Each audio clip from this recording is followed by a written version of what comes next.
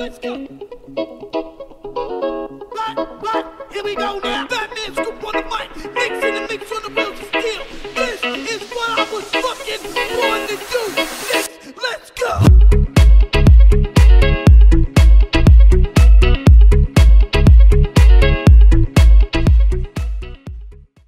Et salut, c'est Fred, un des 100 podcasts. On est de retour à Troll et Légendes 2024. C'est toujours à Mons, en Belgique. Ne vous inquiétez pas sur le bruit ambiant, c'est normal. Il y a de la musique partout, du monde partout, c'est que du bonheur, on s'éclate. Et puis on s'était dit avec Emmanuel, hein, que vous voyez en face. Moi, vous ne me voyez pas, c'est pas plus mal. Hein, ça vous fera des vacances comme ça.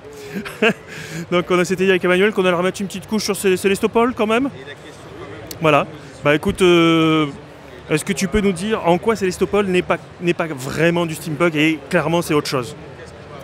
Oui, bah, en fait, Célestopol, il faut savoir que moi je le conçois aussi avant tout comme un univers rétro-futuriste, c'est-à-dire pas forcément ancré dans les années dans le style victorien en fait. C'est-à-dire que ça peut convenir aux amateurs du genre, mais pour moi, on est vraiment aussi, comme le titre l'indique, dans les années 20, c'est-à-dire la période des années folles, etc.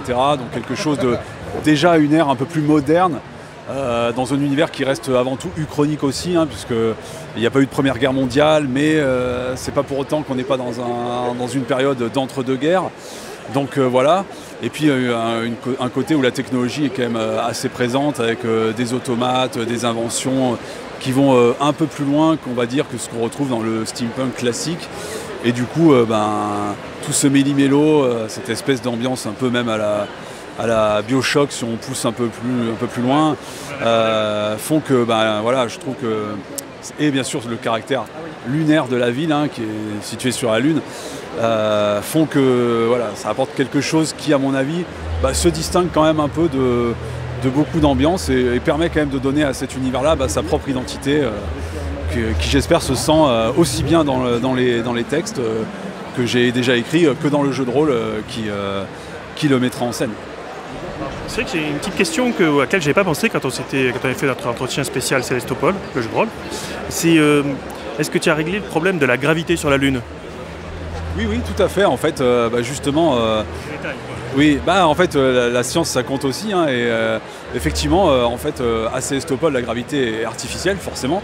Sinon, elle serait de 1/6, si je ne dis pas de bêtises.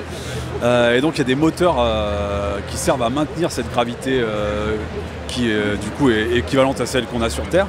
Mais c'est aussi, justement, l'occasion de jouer avec ça, puisque, par exemple, si les moteurs ont un petit souci, et justement dans la ville tout part à volo parce qu'on se retrouve avec la vraie gravité lunaire et là ça change tout. Donc j'y ai fait très attention aussi. Du coup comme là on est sur le stand, tu peux carrément montrer les livres, encore mieux. J'ai celui-ci en grand format, hein, donc c'est Célestopol 1922 chez l'Homme sans nom. Voilà, avec la même carte qu'on retrouvera dans le jeu de rôle, sauf que dans le jeu de rôle elle sera plus grande et plus détaillée. Celle d'un jeune illustrateur qui veut percer, là, Olivier Sanfilippo je crois. Ouais. Un inconnu. Et j'ai la version aussi poche chez Folio. Donc voilà, Folio je pense qu'on connaît. Il y a aussi la carte, mais cette fois elle est au début et elle n'est pas en couleur, mais elle est présente aussi. Voilà, dans une autre ambiance, oui, un peu plus... si on préfère les tons froids ou les tons chauds, voilà, il y a les deux.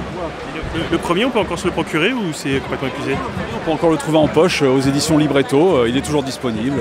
Je ne l'ai pas avec moi ici, mais il est dispo, oui. Du coup, pour rester sur le jeu de rôle qui est en financement, donc là on a déjà la partie carte qui a été débloquée. Donc ça progresse depuis quelques kits de découverte. De toute façon, on essaiera d'avoir Julien pour avoir la partie mécanique. Ce sera plus simple. À moins que tu puisses nous l'expliquer à nouveau, il n'y a pas de problème. Hein. Je pense qu'il sera quand même plus doué que moi pour l'expliquer. C'est vraiment son domaine, donc je préfère lui laisser la main là-dessus. Parce que le système, c'est... voilà. Tout ce que je peux dire, c'est qu'il est assez... il est très fonctionnel, très léger, facile à prendre en main, pour vraiment favoriser l'immersion des joueurs. Mais après, voilà, le détail du détail, c'est pour le concepteur. J'avais une autre question aussi qui est pareil, qui était venue en cours de route quand on faisait notre petit entretien sur Célestopol. Donc tu signes une nouvelle supplémentaire qui, est, qui va servir de canevas pour tout ce qui s'y passe. Est-ce que c'est un univers que tu auras envie d'étendre à d'autres auteurs ou tu le gardes pour toi? Les univers étendus, c'est toujours un peu compliqué. Ben, dans l'idéal, pourquoi pas, parce que ça serait la preuve de son succès. Hein. Je pense que si on venait me chercher pour un tel projet, c'est que, à mon avis, l'univers aurait dépassé un cap au niveau popularité. En soi, moi, ça ne me dérange pas de partager mon univers. Hein. Au contraire, ça peut apporter un regard différent et qui a aussi son intérêt. Donc moi, en soi, c'est pas quelque chose... j'ai pas une conception très égoïste ou refermée sur moi-même de Célestopol, en tout cas. Du coup, je devine qu'en termes de scénario, là, tu es encore plus preneur pour étoffer Célestopol, le jeu de rôle, en tout cas. Ah oui, bien sûr. L'idée, c'est s'il y a certains paliers à débloquer, justement, avec d'autres scénaristes qu'on sait talentueux et vraiment, voilà. Oui, donc en plus, il y avait le scénario d'Arthur Morgan qui a été débloqué. Il y en aurait d'autres, a priori, si ça marche.